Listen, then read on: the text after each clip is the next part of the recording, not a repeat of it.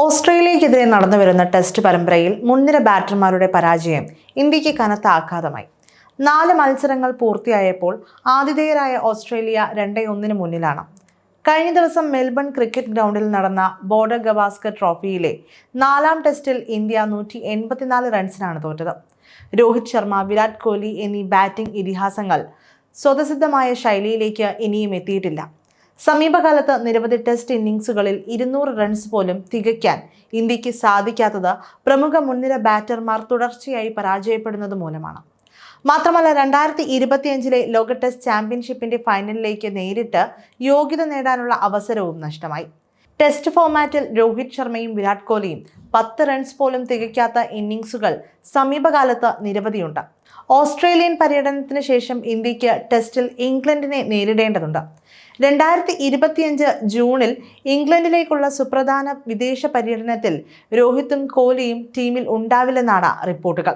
വിദേശത്ത് ഇന്ത്യയെ പ്രതിനിധീകരിച്ച് രോഹിത്തും കോഹ്ലിയും കളിക്കുന്ന അവസാന ടെസ്റ്റ് പരമ്പരയായിരിക്കും ബോർഡർ ഗവാസ്കർ ട്രോഫി എന്ന വിലയിരുത്തലുകളുമുണ്ട്.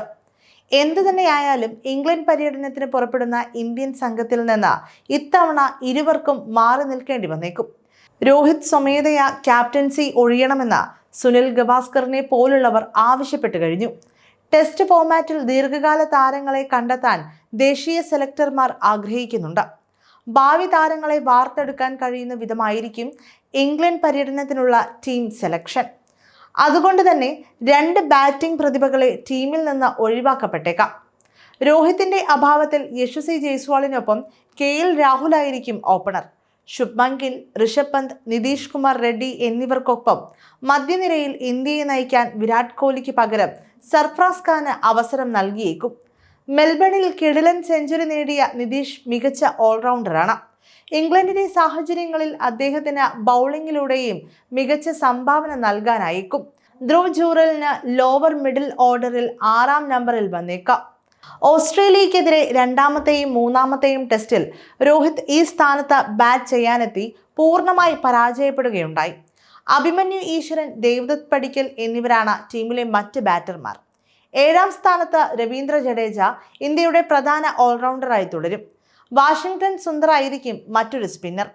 ഇടംകൈയിൻ ലെഗ് സ്പിന്നിലൂടെ വ്യത്യസ്തത നൽകുന്ന കുൽദീപ് യാദവും ടീമിലുണ്ടാകും. രോഹിത് ശർമ്മയുടെ അഭാവത്തിൽ ജസ്പ്രീത് ബുംറ ക്യാപ്റ്റനായി ചുമതലയേൽക്കും. പെർത്തിൽ ഓസ്ട്രേലിയക്കെതിരെ ചരിത്രപരമായ വിജയത്തിലേക്ക് ഇന്ത്യയെ നയിച്ചത് ബുംറയായിരുന്നു. കാൽമുട്ടിലെ പരിക്ക് മാറിയ മുഹമ്മദ് ഷമി ഇംഗ്ലണ്ടിൽ പന്തെറിയാൻ എത്തിയേക്കും. ടീമിലെ 3ാമത്തെ പേസർ മുഹമ്മദ് സിറാജ് തന്നെയാവും. ആകാശ് ദീപ്, പ്രസീദ് കൃഷ്ണ എന്നിവരായിരിക്കും ബാക്കപ്പുകൾ.